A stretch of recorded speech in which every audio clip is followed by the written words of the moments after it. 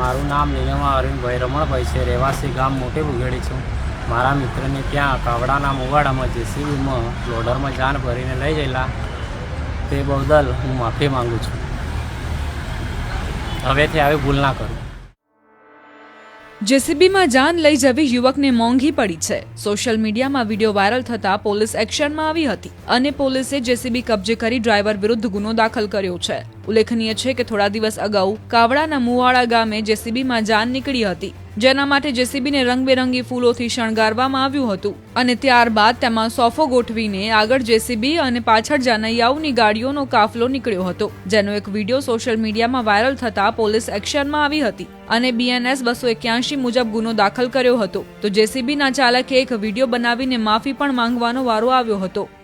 ગઈ તારીખ 9/2/2025 રોજ સંજેલી પોલીસ સ્ટેશન ખાતે આવેલ કાવડાના મુવાડા ગામે એક લગ્ન સમારંભમાં એક જેસીબી મશીનમાં આગળના પાવડાના ભાગે વરરાજા તેમજ તેની સાથે બે સ્ત્રીઓનો બેસાડતો વિડીયો એક વાયરલ થયેલ, જે અનુસંધાને આજરોજ સંજેલી પોલીસ સ્ટેશન ખાતે આ જેસીબી મશીનના ચાલક વિરુદ્ધ BNSS કલમ 281 મુજબ ગુનો રજીસ્ટર કરવામાં આવેલ છે. તેમજ જે જેસીબી છે એને MV એક્ટ 207 મુજબ ડિટેન કરવામાં આવેલ છે અને હાલ તપાસ ચાલુમાં છે.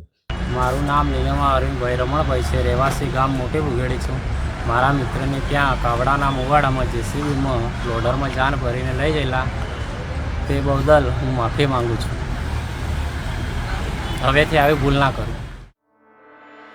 જેસીબીમાં જાન લઈ જવી યુવકને મોંઘી પડી છે. સોશિયલ મીડિયામાં વિડીયો વાયરલ થતા પોલીસ એક્શનમાં આવી હતી અને પોલીસે જેસીબી કબજે કરી ડ્રાઈવર વિરુદ્ધ ગુનો દાખલ કર્યો છે. ઉલ્લેખનીય છે કે થોડા દિવસ અગાઉ કાવડાના મુવાડા ગામે જેસીબીમાં જાન નીકળી હતી, જેના માટે જેસીબીને રંગબેરંગી ફૂલોથી શણગારવામાં આવ્યું હતું અને ત્યારબાદ તેમાં સોફો ગોઠવીને આગળ જેસીબી અને પાછળ જાનૈયાઓની ગાડીઓનો કાફલો નીકળ્યો હતો, જેનો એક વિડીયો સોશિયલ મીડિયામાં વાયરલ થતા પોલીસ એક્શનમાં આવી હતી અને BNS 281 મુજબ ગુનો દાખલ કર્યો હતો. તો જેસીબીના ચાલકે એક વિડીયો બનાવીને માફી પણ માંગવાનો વારો આવ્યો હતો.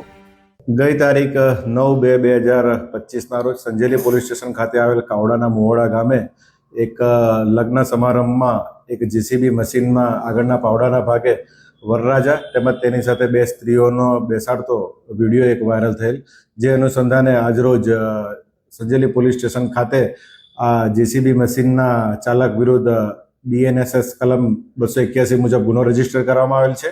તેમજ જે જેસીબી છે એને MV એક્ટ 207 મુજબ ડિટેન કરવામાં આવેલ છે અને હાલ તપાસ ચાલુમાં છે.